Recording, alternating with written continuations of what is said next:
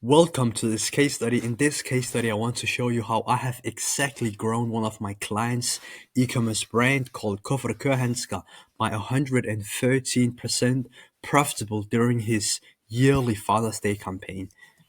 This case study is extremely relevant for you if you are the owner of an e-commerce store, perhaps the CMO, marketing manager, or just in general the person responsible for the advertising in an e-commerce store, and you have had a really hard time to break through the glass ceiling with your advertising here in 2024 due to rising ad costs, increased competition, and us consumers and society becoming more skeptical day by day towards you as an online advertiser. And if you have some of the problems that I'm going to list in just a minute, you can essentially take the measures that I'm going to show you in this case study and implement yourself to see an increased return on investment on your advertising dollars.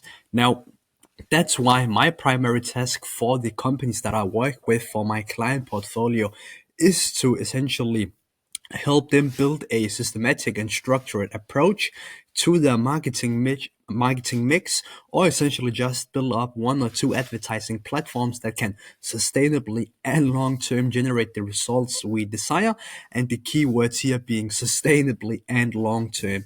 Now, the primary problems that I see amongst the e-commerce cases that I essentially consult with that essentially don't have the desired success when it comes to paid advertising in 2024 is first and foremost that they lack a systematic approach to the advertising, and thereby they have a really hard time to pin out and pinpoint where exactly in the advertising funnel they have to optimize in order to see increased results.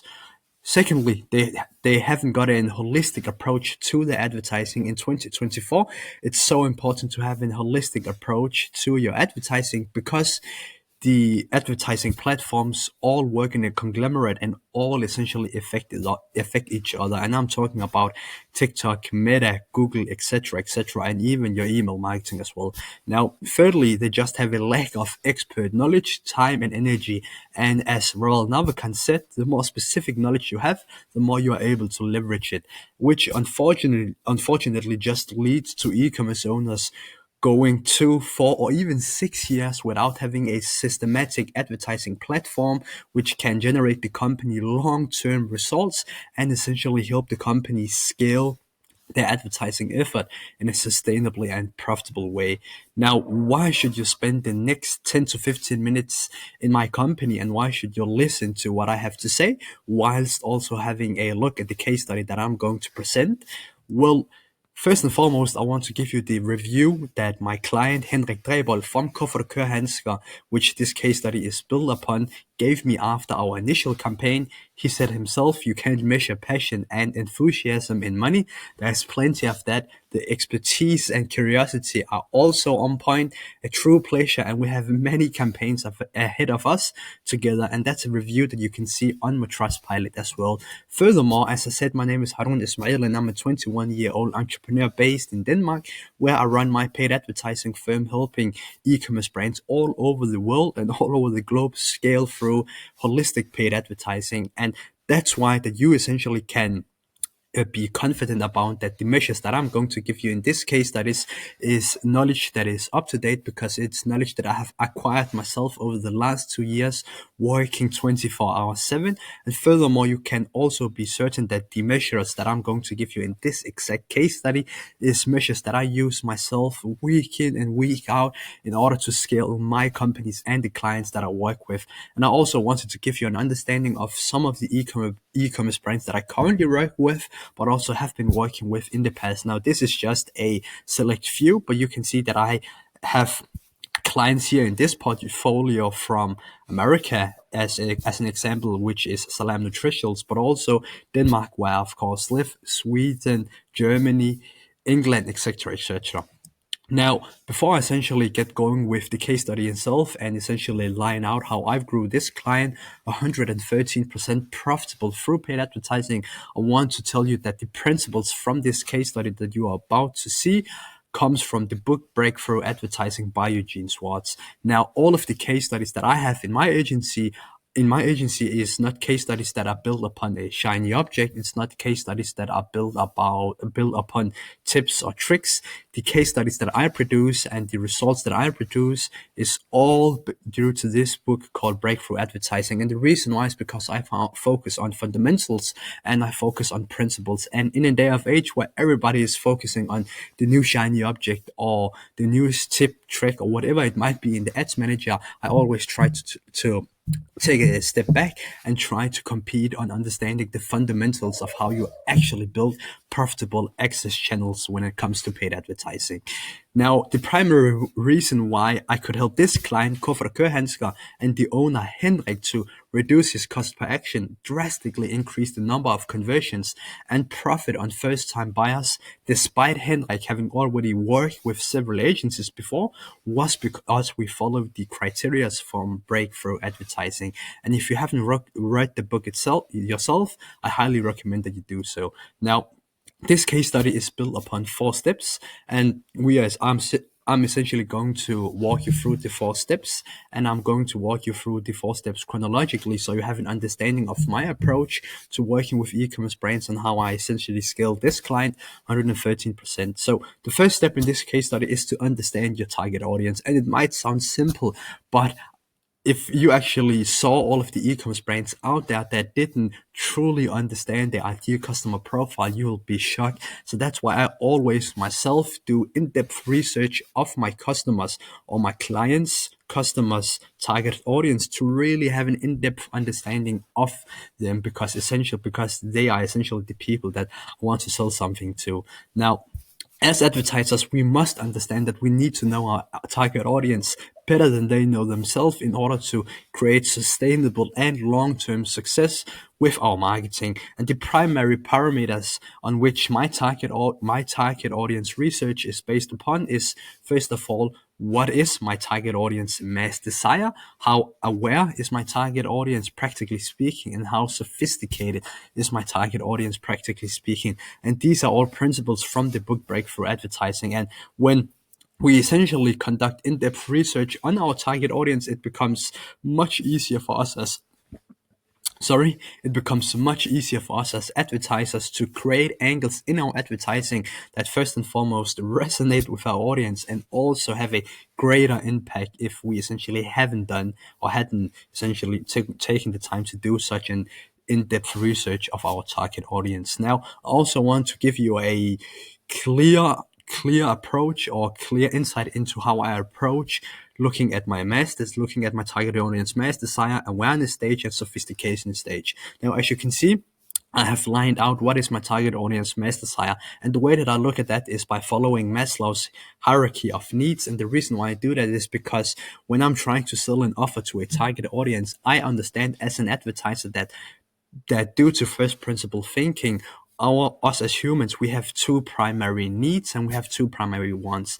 The first need is wanting to mate. So we want to find a sexual partner which we can mate with and essentially create a family. And secondly, fear of dying alone. So if I understand that, and if I understand that every single human being on earth have those core desires, I can essentially try to tap into those core desires and align our advertising efforts and our advertising angles to resonate with those desires to essentially have a greater impact. Now, I look at Maslow's hierarchy of needs to have an understanding of where my audience are in this specific hierarchy. Now,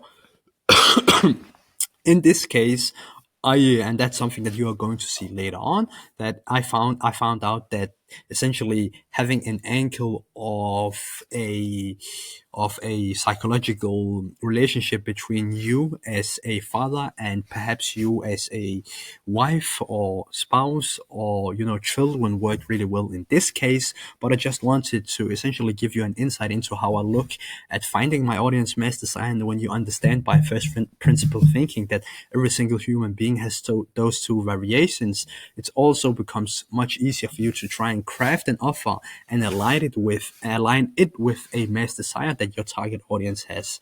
Now, secondly, how aware is my target audience, practically speaking? And if you haven't heard of this term before, there is 5 stages of awareness, as you can see on the right as well. You can see that we have most aware, product aware, solution aware, problem aware, and unaware. Obviously, if you're dealing with a target audience that is, let's say, problem aware to unaware, it's really hard for you as an advertiser to essentially get conversions. And that's also why you essentially have to essentially have to obsess about marketing and obsess about consumer psychology in order to succeed.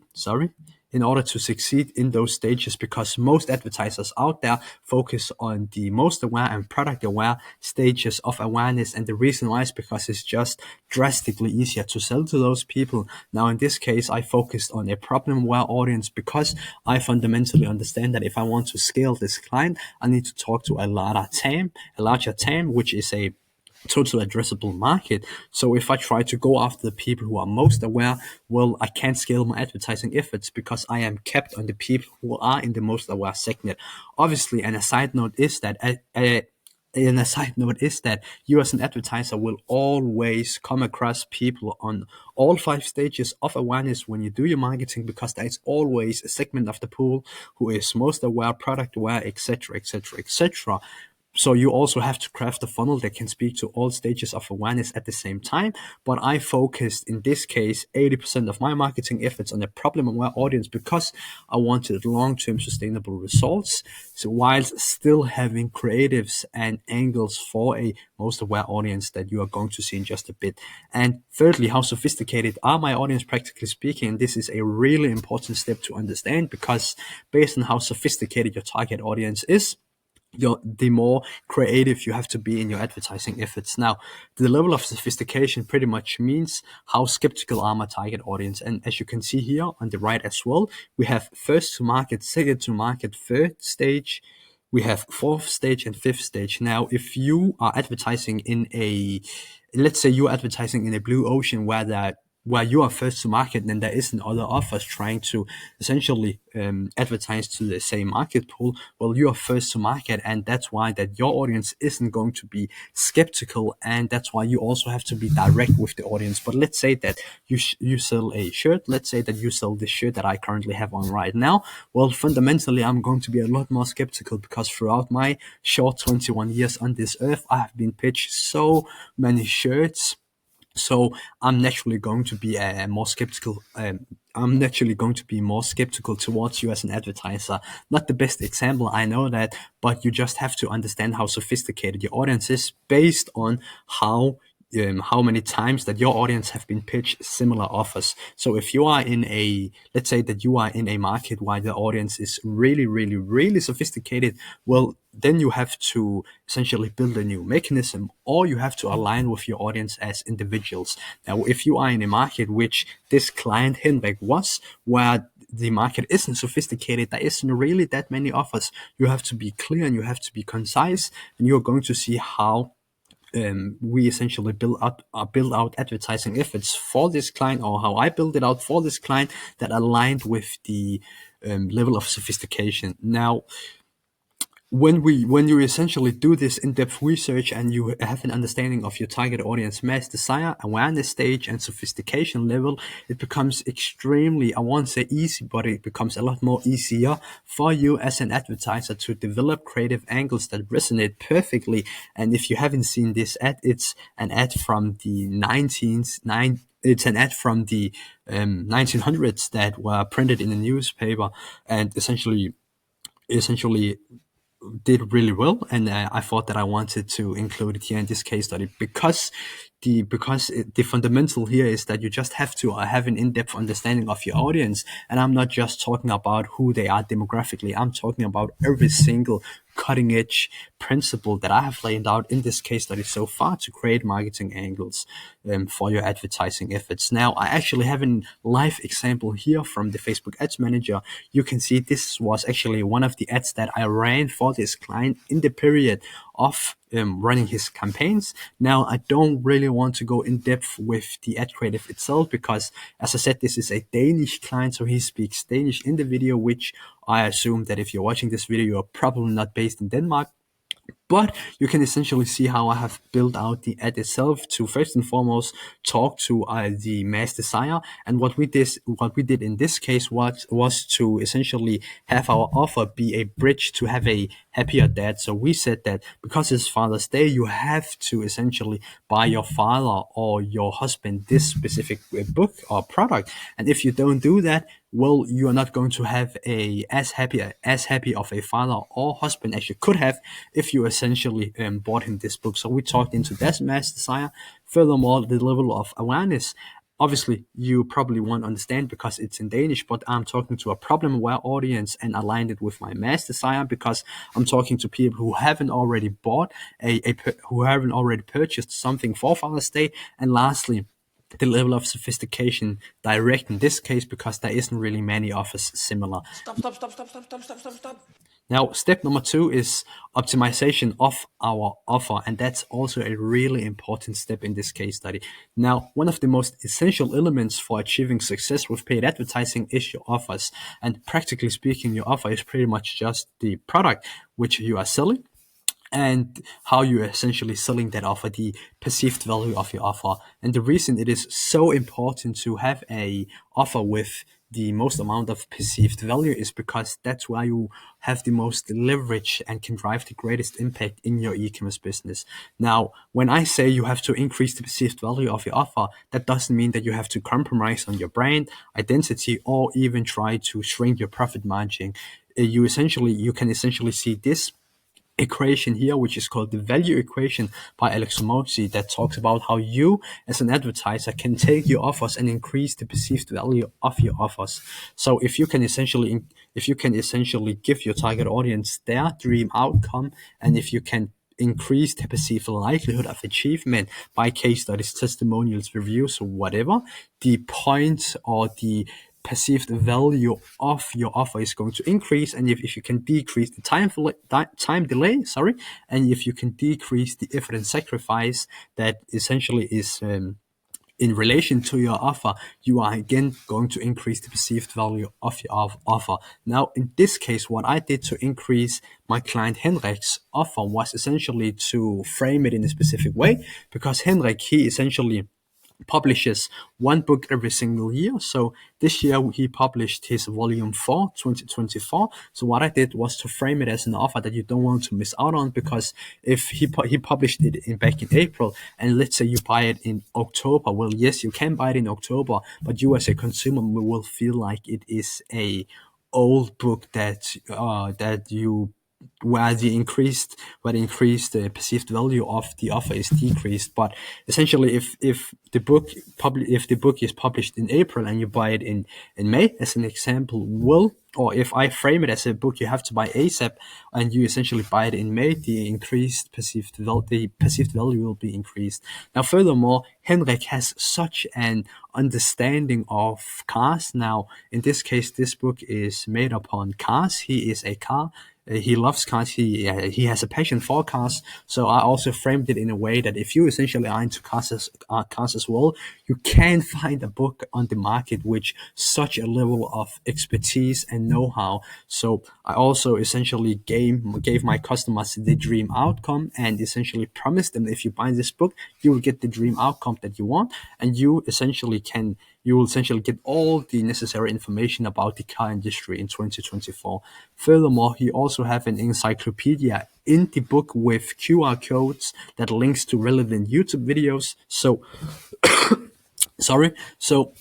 if Henrik goes over a specific car, in the book he also have a specific QR code where you can essentially scan that on your phone and see a YouTube video on that car where he test drives it. So again, I increased the perceived value by essentially optimizing for dream outcome and essentially also optimizing for perceived likelihood of achievement. Now, compared to all of the other products on the market, you can see how I took Henrik's book and essentially increased the perceived value so that Henrik was the guy in the market who has the book with the essentially most amount of perceived value. And that also made it easier for us to sell the book, and we didn't have to essentially compromise on our profit margins in order to optimize our offer. And I hope this essentially gives you an inspiration to how you can take your offers and increase the perceived value of your offers. There is a bunch of ways to do it. You can make specific bundles. You can make specific offers for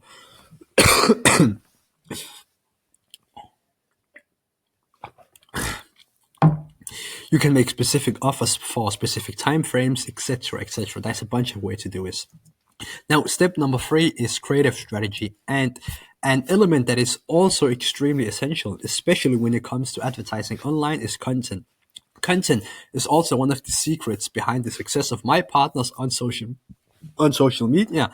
On Meta, 56% of your results and of the that of your return that you see on your meta ads is from the creatives that you use. Now, in the case of Koffer Køhanska and Henrik, we had really great success with informal and down-to-earth video content. And the reason why we had such a great success with video content that almost wasn't edited, where I just scripted it and make sure that we had the right angles, is because, as you can see on the right, Henrik, he has a YouTube channel. Now, in Denmark, that's actually a pretty big YouTube channel in the industry, and because of him having built an audience on YouTube where they have an understanding of who he is, where they essentially know what type of content they essentially get, I thought to myself, and I essentially tested on keeping the content on Meta similar to the content that you see on YouTube.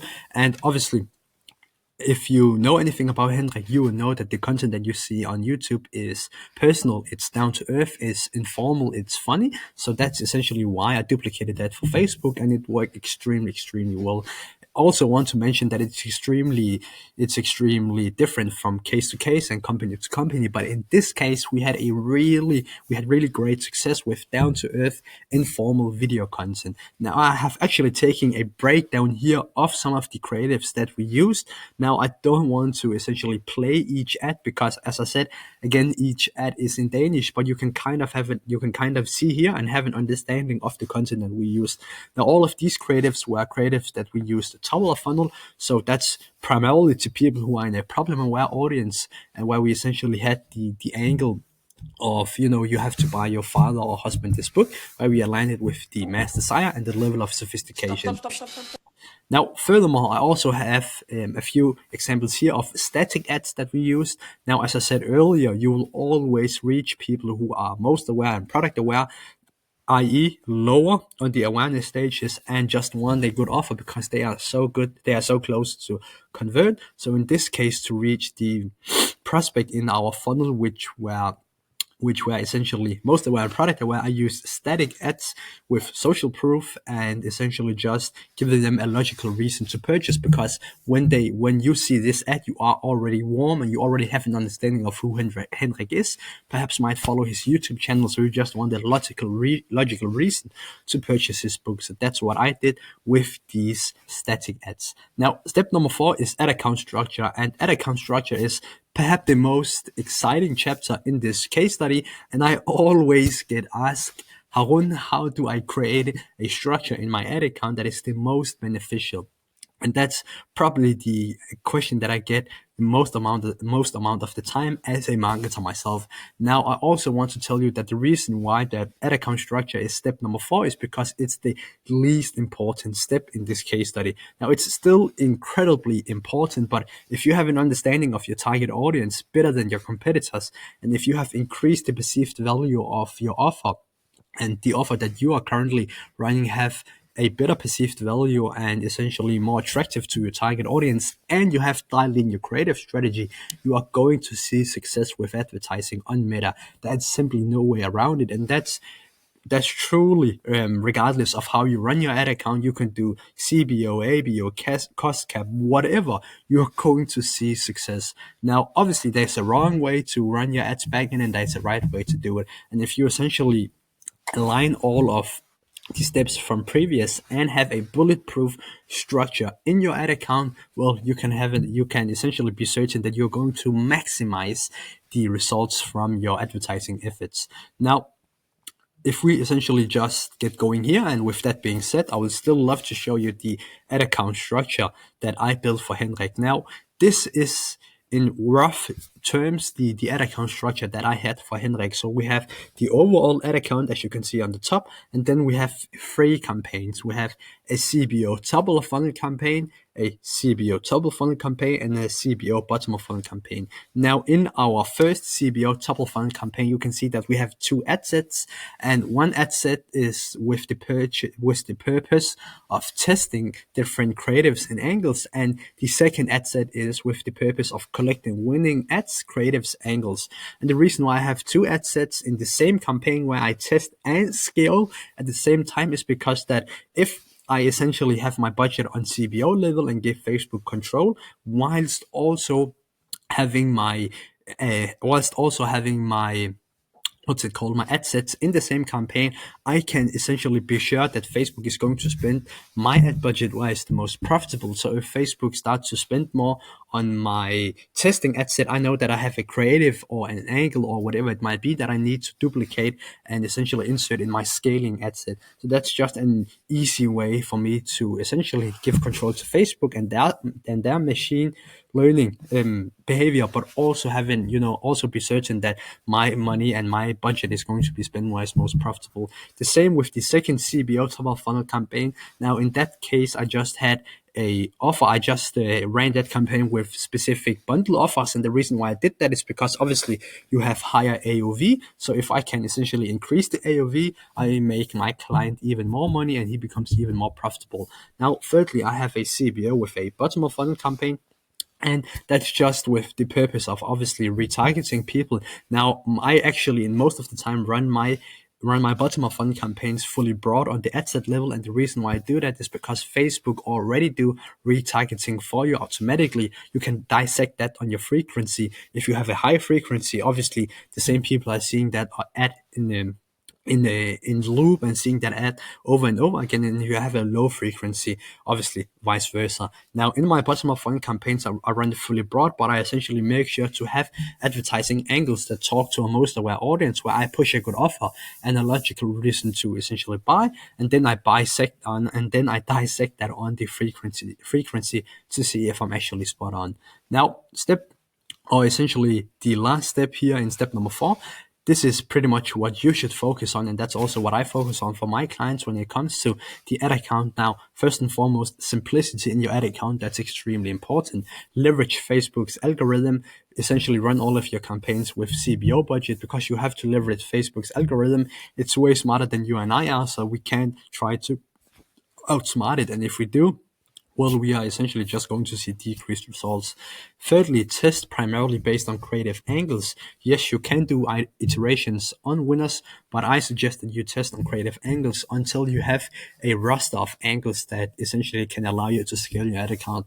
And fourthly, optimize primarily based on your blended metrics, because that we have to understand that Facebook is a channel most of the time that sits top of the funnel, or every single time sits top of the funnel, meaning that if you have an understanding that Facebook is a channel that sits top of funnel in your overall marketing mix, you also have to look at Facebook as a medium that is top of funnel in your marketing mix, which is most of the time increasing awareness, increasing reach, but have a lower ROAS. So that's why it's so important to look at the blended metrics, because most people are trying to squeeze the highest ROAS on Facebook, but when they do that, concurrently they stop the growth of the overall company, because they don't allow Facebook to essentially get them the most amount of valuable traffic, because they want to see a ROAS 10 on the ad account, but after 6 months suddenly their overall marketing mix just breaks down. And that's something that I have seen continuously with essentially companies that I consult with or companies that want my help. So it's important that you look at your blended metrics and not directly look at Facebook's ad account itself. Now, overall, and wrapping up on this case study, Henrik from Cover now has a healthier and more profitable business, because he have added on a paid advertising channel that he can essentially start whenever he wants to increase the level of sales profitably in his company. And again, as Henrik said, you can measure passion and enthusiasm in money. There's plenty of that. The expertise and curiosity is also on point. A true pleasure, and we have many campaigns ahead of us together. So if you are in a case where you know that you have a lot more potential than what you are currently essentially fulfilling, and if you run an e-commerce store where you essentially also want to take it to the next level, where you want to build and scale paid advertising access channels that can help you grow your company long term, but also sustainable, so you don't have to worry about pumps and dumps in your advertising efforts and losing money every other month, you can essentially contact me on the email that I have laid here on the display, or you can also send me a text here on the email, or you can also send me a text here on my phone number that I have laid out on the display. Now, with that said, I essentially just want to essentially say thank you for your time. I hope that you enjoyed this case study. I hope that you learned something new, and I hope that you can see how you essentially have to compete. I hope that you now have an understanding that you have to compete based on principles and not shiny objects if you really want to succeed with paid advertising as an e-commerce store. That was pretty much everything from my side. Thank you so much for essentially watching this case study, and I wish you a lovely, lovely day. Take care.